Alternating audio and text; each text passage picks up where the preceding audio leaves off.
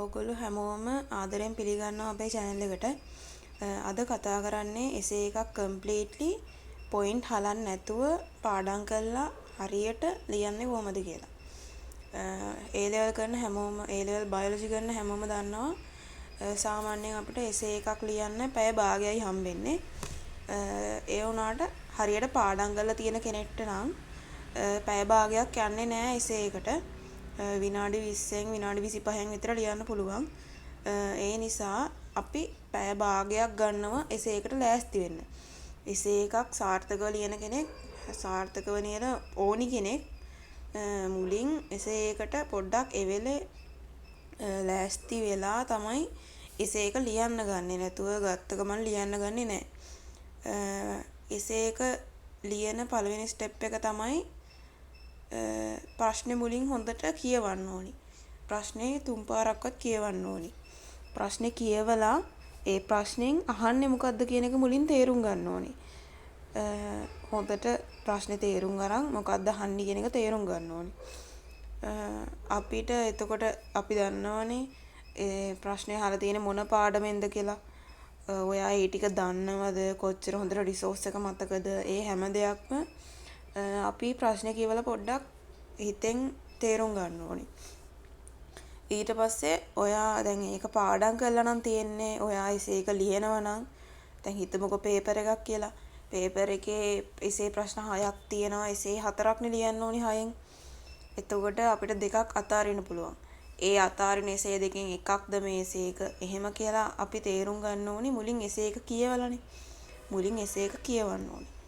කියවලා ඊට පස්සේ මොනවද ලියන්නේ කියලා ඔයා පිළිවෙලට හිතන්න ඕනේ. ඒ කියන්නේ දැන් රිසෝස් එකේ තියෙන ටික ඔයාට මතකද? එහෙම ලියන්න පුළුවන්ද කියලා. එසේ එකක අපි සාමාන්‍යයෙන් ලියන්න ඕනි කියන්නේ මාකින් එකට රිසෝස් එකේ ඔක්කොම එන්නේ නැති එක ඇත්ත. ඒ වුණාට රිසෝස් එකේ ඒ මාතෘකාවට අදාළ ටික ඔක්කොම ලියනවා කියලා හිතේ තියාගත්තාම අපිට වාසි. එතකොට අර අවශ්‍ය දේවල් හැලෙන්නේ නැහැ අනවශ්‍ය දේවල් ලියුණත්. මේ එතකොට මොනවද ලියන්නේ කියලා ඔයා එහෙම පිළිවෙලට හිතන්න ඕනි. දැන් හැමෝටම තියෙන ප්‍රශ්නයක් තමයි එසේ එකක් ලියනකොට මගින් හිර වෙනවා. ඒ කියන්නේ ඔයා හොඳට කටපාඩම් කරලා එසේ එක ලියලා ගියාම එසේ එක ලියන්න ගත්තට පස්සේ ඔන්න ලියාගෙන යනවා. ඊට පස්සේ එක තැනක හිර වෙනවා. එතනින් එහාට ඔයාට ලියා ගන්න වෙන්නේ නැහැ ඒ එසේ එක හරියට. ඒකට මොකද කරන්නේ? ඒකට තමයි ස්කෙච් තියෙන්නේ. අපි එසේ එකක් ලියන්න කලින් ස්කෙච් එකක් ගන්නවා. ස්කෙච් එකක් කියන්නේ ඔයාට මේ මොකක් හරි chart එකක් හරි table එකක් හරි diagram එකක් හරි ඇඳහම එසේ එකේ point ටික පිළිවෙලට මතක් වෙනවා නම් ඒක සාර්ථක ස්කෙච් එකක්. ස්කෙච් එක ගහන එකේ වාසිය තමයි අපිට අර විදිහට මගින් හිර වෙන්නේ නැහැ. අපි දන්නවා මොනවද ලියන්න තියෙන්නේ කියන එක. ඒ කියන්නේ ලියන්න තියෙන පොඩි පොඩි මාතෘකා ටික අපි දන්නවා. අපි ඒ ටික පාඩම් කරලා නම් තියෙන්නේ පිළිවෙලට ලියාගෙන යන්න පුළුවන්. එතකොට ස්කෙච් එකක් මුලින්ම ගහ ගන්න ඕනේ. අපි දැන් මෙතනදී උදාහරණයක් විදිහට කතා කරන්නේ මේ මෑතකදීම තිබ්බ A level exam එක. ඒ කියන්නේ 2025 A level exam එකේ පළවෙනිම රචනා ප්‍රශ්නේ පළවෙනි කොටස ප්‍රභා සංශ්ලේෂණයේ කැල්වින් චක්‍රය පැහැදිලි කරන්න කියන එක. එතකොට මේකෙදි අපි ලියන්න ඕනි මොනවද? ඒකෙදි මම දැන් මෙතන ස්කෙච් එකක් ගහලා තියෙනවා. මේක තමයි ප්‍රශ්නේ ප්‍රභා සංශ්ලේෂණයේ කැල්වින් චක්‍රය පැහැදිලි කරන්න කියන එක. ඒකෙදි මම ස්කෙච් එකක් මේ විදිහට ගහලා තියෙනවා. මේකෙදි මම ගහලා තියෙන්නේ පොඩි chart එකක් වගේ. ඒකෙදි මම එසේ එක කෑලි 5කට බෙදලා තියෙනවා. ඉන්ට්‍රෝ එකයි කාබොක්සිල් කරණය, ඔක්සිහරණය, RUBP පුනර්ජනනය, ග්ලූකෝස් සංශ්ලේෂණය. එතකොට මේ 5 මතක තියාගත්තා නම් ඔයාට මේ 5 මතක තියාගත්තත් ඇති වෙන්න ඉඩ තියෙනවා. මේ කියන්නේ සාමාන්‍ය හොඳට පාඩම් කරන ළමෙක්ට නම් නැත්තම් ආයි පහු ඒ මාතෘකා ටිකම ආපහු මම බෙදලා තියෙනවා පොඩි පොඩි මාතෘකා වලට. ඒ කියන්නේ ඉන්ට්‍රෝ එකේ කැල්වින් චක්‍රය යනු. කැල්වින් චක්‍රය යනු කියන එකට දැන් රිසෝස් බුක් එකේ වාක්‍යයක් තියෙනවා. ආලෝක ප්‍රතික්‍රියාවේදී නිපදවනු ලබන ATP හා NADPH වල ශක්තියෙන් කාබන් ඩයොක්සයිඩ් ඔක්සිහරණය කෙරේ කියලා. අන්න ඒක තමයි මුලින්ම ලියන්න ඕනේ. එතකොට දැන් ඔයා 2025 මාකින් එක ආවම පොඩ්ඩක් බලන්න මේ සමහර විට තියෙන ඉඩ තියෙනවා ඒ වාක්‍ය මුලින්ම. මට ඒක හරියටම ෂුවර් කරන්න බෑ තාම මාකින් අවුට් වෙලා නැති හින්දා. ඊට පස්සේ මම අරන් තියෙනවා කැල්වින් චක්‍රය සිදුවන ස්ථානය. මොකද මම එහෙම ගත්තේ රිසෝස් බුක් එකේ තියෙනවා කැල්වින් චක්‍රය හරිතලව පංජරයේදී සිදුවේ කියලා. ඒකට අනිවාර්යෙන් පොයින්ට් එකක් යනවා. මොකද කැල්වින් චක්‍රය පැහැදිලි කරන්න කියලානේ තියෙන්නේ. එතකොට මේ පොයින්ට් එකක් යන්න ඉඩ තියෙනවා ඒකට. අනිවාර්යෙන් කියන්න බෑ. එතකොට දැන් සමහර විට මාගින් එක ආවහම මේ ඉන්ට්‍රෝ කියන එක එහෙමම නැති වෙලා පීවර 3 විස්තර කරනකොට විතරක් ලකුණු තියෙන්නත් පුළුවන්. ඒක අපිට කියන්න බෑ ඉතින් එහෙම. එහෙම කියන්න බෑ කියන්නේ මම දන්නේ නෑ එහෙම කොහොමද කියන්නේ කියන එක. ඒ වුණාට දැන් මේ ටික දැන් ඉන්ට්‍රෝ එකට දැන් පොඩ්ඩයිනේ තියෙන්නේ. කැල්වින් චක්‍රය හරිතලව පංජරයේදී සිදුවේ කියන තැන ඉඳන් ඔයගොල්ලෝ රිසෝස් එක ගත්තාම පේනවා මේවා සංවෘත්තීය ප්‍රතික්‍රියාවේ වෙනකන් ඉන්ට්‍රෝ එක තමයි. G3P ගැන පොයින්ට් දෙකක් තියෙනවා. ස්ථානයට පස්සේ G3P ගැන පොයින්ට් දෙකක් තියෙනවා. ග්ලිසරයිල්ඩිහයිඩ් 3 ෆොස්ෆේට් කැල්වින් චක්‍රයේ ඵලයක් වේ කියන එකයි. එක් G3P අණුවක් සුද්ධ සංශ්ලේෂණය සඳහා කැල්වින් චක්‍රයත් එවරක් සිදු විය යුතුයි එන එකයි. එතකොට ඊට පස්සේ මම මේ කැල්වින් චක්‍රයේ ප්‍රධාන පියවර 3 කාබොක්සිල්කරණය, ඔක්සිහරණය, RUBP පුනර්ජනනය කිය 3 අරගෙන තියෙනවා වෙනම පොඩි මාතෘකාවලට. දැන් බලන්න දැන් ඕගොල්ලන්ට මේ විදිහට ස්කෙච් එක ගහගත්තාම ඇත්තටම මේක පොඩි ස්කෙච් එකක්නේ. මේක ගහගන්න විනාඩි 5ක් යන්නේ නැහැ. මේක ගහගෙන ඊට පස්සේ දැන් ඕගොල්ලෝ බලන්න මෙතන මොනවද හැල්ලා තියෙන්නේ කියලා. මට හිතෙනවා දැන් 2027 ළමයෙක්ට උනත් ප්‍රභා සංශ්ලේෂණයේ කැල්වින් චක්‍රය පැහැදිලි කරන්න කියන එසේ එක ලියන්න පුළුවන්. ඒක තමයි මම උදාහරණ විදිහට හැමෝම දන්න එකක් ගත්තේ. එතකොට මෙතන දැන් ඕගලන්ට පේනවනේ දැන් මෙතන ස්කෙච් එක ඇහුවට පස්සේ මෙතන කිසිම තැනකින් පොයින්ට් හැලෙන්න විදිහක් නැහැනේ. දැන් ඔක්කොම මෙතන තියෙනවා. ඒ වුණාට මෙහෙම ලිව්වා කියලා එසේ එකට එක පොයින්ට් එකක්වත් හම්බෙන්නේ නැහැ. අපි ඒක ලියන්න ඕනේ එසේ එකක් විදිහට. එසේ එකක් කියන්නේ එසේ එකක්. ඒක පොයින්ට් විදිහට ලියලවත් නැතුව රූප ඇඳලා නිකන් විස්තර කරලා එහෙමවත් තියෙන්න බෑ. ඒක හරියට පැහැදිලිව රිසෝස් එකේ තියෙන ඒ වචන වැදගත් වචන දාලා එහෙම ලියන්න ඕනි.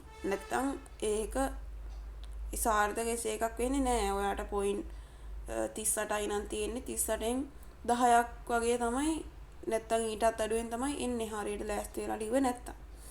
දැන් ඒ කියන්නේ දැන් ඔයගොල්ලෝ බලන්න දැන් මෙතන ස්කෙච් එකේ ඇත්තටම අර විදිහට හිර වෙන්නේ නැහැනේ මේ මෙහෙම ස්කෙච් එකක් ගහගත්තා නම්. ඒක තමයි ස්කෙච් එකේ වැදගත්කම කියන්නේ. එතකොට දැන් ස්කෙච් එක ගහලා දැන් ඔයා ස්කෙච් එක ගහනවනේ. ස්කෙච් එක ගහන්නේ කොහොමද කියලා අපි පස්සේ කතා කරමු. ස්කෙච් එක ගහලා ස්කෙච් එක දිහා පොඩ්ඩක් බලන්න වැඩේ සෙට්ද කියලා. ඊට පස්සේ ලියන්න පටන් ගන්න. නැතුව ස්කෙච් එක ගහපු ගමන් ස්කෙච් එක වුණත් එහෙම සම්පූර්ණයෙන් විශ්වාස කරන්න එපා. ඔයාට ස්කෙච් එකේ වුණත් මොනවා හරි හැරිලා තියෙන්න පුළුවන්. ඒක නිසා ස්කෙච් එක දිහා පොඩ්ඩක් බලන්න. මේ ඔක්කොම සම්පූර්ණ වැඩේට විනාඩි 5ක් විතරක් ගන්න.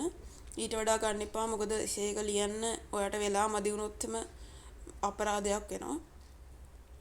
ඊට පස්සේ ලියන්න පටන් ගන්න. ලියන්න පටන් ගත්තම ඔයා ඒක පාඩම් කරලා නම් තියෙන්නේ කරුණු ගලාගෙන එනවා ස්කෙච් එකත් එක්ක තියෙන හින්දා. කියන්නේ ස්කෙච් එකයි ඔයා පාඩම් කරලා තියෙන ටිකයි ඔක්කොම එකතු වුනහම ඔයාට 150න් 150ම නැත්නම් 140ක් ගන්නවා කියන එක එච්චර ලොකු වැඩක් වෙන්නේ නැහැ. ඒක ඔයාට වැඩේ කළාම තේරෙයි. ඊට පස්සේ අපි කතා කරන්න ඕනේ දැන් මෙහෙම ලියන්නත් පාඩම් කරලා තියෙන්න එපයි. පාඩම් කරන්නේ කොහොමද? ස්කෙච් එකක් ගහ ගන්න ඕනේ. පාඩම් කරන්න ස්කෙච් එකක් ගහගන්න එපා. දැන් අපිට ස්කෙච් එකක් මුලින් රිසෝස් එකේ දීලා නැහනේ. ස්කෙච් එක කියන එක අපි හදාගන්න ඕනේ. ස්කෙච් එක හදාගන්නේ කොහොමද? ඔයාට ගැළපෙන ඕනම විදිහකින් ස්කෙච් එක හදාගන්න පුළුවන්. මතක තියාගන්න ලේසි විදිහක්. ඩයග්‍රෑම් එකක්, chart එකක් නැත්තම් මොකක් හරි ඒ වගේ දෙයක් ස්කෙච් එක විදිහට පාවිච්චි කරන්න පුළුවන්. එසේ එකෙන් එසේ එකට ස්කෙච් එකේ ඒ ඩයග්‍රෑම් එකක්ද chart එකක්ද නැත්තම් මේ වගේ නිකන් වාක්‍ය තියෙනවද එහෙම කියලා ඔයාට හිතා ගන්න පුළුවන් එසේ එක දැක්කම. ඒ රිසෝස් එකත් ඔයා ගාව තියෙනවනේ. එහෙම ස්කෙච් එක ඒ කියන්නේ මොන වගේ දෙයක් වෙයිද කියන එක ඔයාට හිතා ගන්න පුළුවන්. දැන් බලුවත්ම අපි 4 වෙනි පාඩමේ ශාක හෝමෝන වගුව. ඒක ඉතින් ස්කෙච් එකක් අමුතු වෙන්නේ නැහැ වගුවම පාඩම් කරන්න ඕනිනේ. අන්න ඒ වගේ ස්කෙච් එහෙම ගහ ගන්න බැරි ඒවාත් තියෙනවා. ඒක වගුවක් විදිහට ඔයාලට පාඩම් කරගන්න පුළුවන්. ස්කෙච් එකෙන් ඔයා ඒ කියන්නේ ස්කෙච් එකක් ගහනවා කියලත් සම්පූර්ණ මුළු එසේ එකටම නිකන් ගහගෙන යන්න එපා. ස්කෙච් එකේ මේ කියන්නේ එසේ එක ඔයා පාර්ට් වලට වෙන් කරලා කියන්නේ මෙන්න මේ පාර්ට් එක මේකයි. දැන් බලන්නකෝ දැන් මේ එසේ එකේ නම් අපිට වෙන් කරන්න පුළුවන් ඉන්ට්‍රෝ එක කියලා මුල ටික තියෙනවා. ඊට පස්සේ මේකේ මුළු පියවර 3ට කෑලි 3ක් ගන්න පුළුවන්. එහෙම වෙන් කරගන්න පුළුවන්. අන්න ඒ වගේ එසේ එක ඔයා කෑලි වලට බෙදා ගන්න ඕනේ. කෑලි වලට බෙදාගෙන ඊට පස්සේ ස්කෙච් එක ගන්න. රිසෝස් එකේ තියෙන ඔක්කොම ලියන්න කියලා ඔලුවට දාගන්න එක කියන්නේ සාමාන්‍යයෙන් හොඳයි. ඒ වුණාට අපි දන්නවා දැන් A level exam එකේ මාකින් ස්කීම් එකක වුණත් රිසෝස් එකේ තියෙන ඔක්කොම හැම එකේම නැහැ. ඒ කියන්නේ අවශ්‍ය ටික තමයි ඒගොල්ලෝ තෝරලා බේරලා ගන්න. ඒ වුණාට ඒගොල්ලෝ ගන්නේ මොන පොයින්ට්ද කියන එක සමහර වෙලාවට අපිට හිතා ගන්න බැරි වෙනවා. ඒ හින්දා ඒ මාතෘකාවට අදාළ ටික ලියන්න පුළුවන් නම් හොඳයි ඔයාට වෙලා මැනේජ් කරගෙන. දැන් එහෙම පාඩම් කරලා මතක් කරලා ලියන්න තියෙන්නේ. එසේ එක පාඩම් කරනකොට අර අපි පාර්ට්ස් වෙන් කරගත්තනේ එසේ එක කෑලි වලට. අන්න ඒ කෑලි එකින් එක පාඩම් කර මතකෙන් ලියන්න. මම නම් A level කරනකොට කළේ එහෙමයි. ඒ කියන්නේ එක කෑල්ලක් පාඩම් කරනවා ඒක මතකෙන් ලියනවා. ඊට පස්සේ අමතක වුණොත් පොඩ්ඩක් මතක් කරලා මතක නැත්තම් මතක ටික මතක විදිහට ලියලා ඒ පාර්ට් එක ලියලා ඉවර වෙනවනේ ඔයා කොයි වෙලාවක හරි. ඊට පස්සේ ආයි ඒ පාර්ට් එක පොතෙන් පාඩම් කරලා ආයි මතකෙන් ලියන්න. ඒක මේ හැම පාර්ට් එකටම කරන්න ඔයාට හැම එකම මතකෙන් ලියන්න පුළුවන් වෙනකම්. අන්තිමට කම්ප්ලීට් එසේ එකම මතකෙන් ලියන්න පුළුවන් ගානට එන්න. එතකොට ඔයාට එසේ එක පුළුවන් කියන තැනට ඔයා එනවා. ඒ වුණාට ඒ කියන්නේ දැන් මෙහෙම එකපාරක් පාඩම් කළා මදිනේ. දැන් ඔයගොල්ලෝ දන්නවනේ එසේ එකක් එහෙම ලියන්න බෑ කියලා. ඊට පස්සේ පහුවදා උදේ තියෙනවනේ. පහුවදා උදේට නැගිටලා ඔයා ඊයේ පාඩම් කරපු එසේ එක ලියලම වැඩ පටන් ගන්න ඕනි. අමතක කරුණු බලලා ආයෙ ලියන්න. එතකොට පේපර් එකකට ලියා ගන්න පුළුවන් මට්ටමට ඔයා එනවා. ඔයාට හිතෙනවා නම් තව පාඩම් කළොත් හොඳයි කියලා. ඒ කියන්නේ ඔයාට එසේ එක අමාරුයි නම් එසේ එක සෙට් නැත්තම් සතියකින් විතර ආයි මතකෙන් ලියලා අඩුපාඩු බලලා පාඩම් කරන්න. එතකොට එසේ එක කම්ප්ලීට් වෙනවා. මේ විදිහට දැන් අපේ සිලබස් එකේ තියෙනවා එසේ 300ක් විතර. ඒ 300ම ලියන්න පුළුවන් නම් මරු. එතකොට ආයි බය වෙන්න දෙයක් නැහැ. ඒ 300න් 6ක් තමයි කියන්නේ 300ක් විතර තියෙනවා. ඒ 300ක් විතර ටිකෙන් 6ක් තමයි A level exam එකටත් එන්නේ. ඕනෙම පේපර් එකකට එන්නේ. ඒකෙන් 4ක් නේ අපි ලියන්න ඕනේ. එතකොට හොඳටම පාඩම් කරලා තියෙන 4ක් ලියන්න පුළුවන්. ඔයගලන්ට එසේ වලට ලෑස්ති වෙන්න උදව්වක් විදිහට එසේ පාඩම් කරන වැඩසටහනක් ඉස්සරහට කරන්න බලාපොරොත්තු වෙනවා මේ channel එකේ. දවසට එසේ එක ගානේ දාන බලාපොරොත්තු වෙනවා. ඒක දවසට ඒ කියන්නේ සමහර දවස්වල මගේ ඇරෙන්න පුළුවන් මට තියෙන වැඩත් එක්ක. ඒ වුණාට මම පුළුවන් හැම වෙලාවෙම එසේ එකක් දාන්න බලනවා. දවසට එසේ එක ගානේ පාඩම් කරලා ලියලා ඒක දැන් ඔයගලන්ට මාකින් එකක් දෙන පොඩි වැඩක් මේ channel එකේ දිගටම කරන්න බලාපොරොත්තු වෙනවා ඔයගලන්ගේ exam එක ඉවරනකම්ම. ඒ නිසා දිගටම channel එකත් එක්ක ඉන්න කියලා ආරාධනා කරනවා.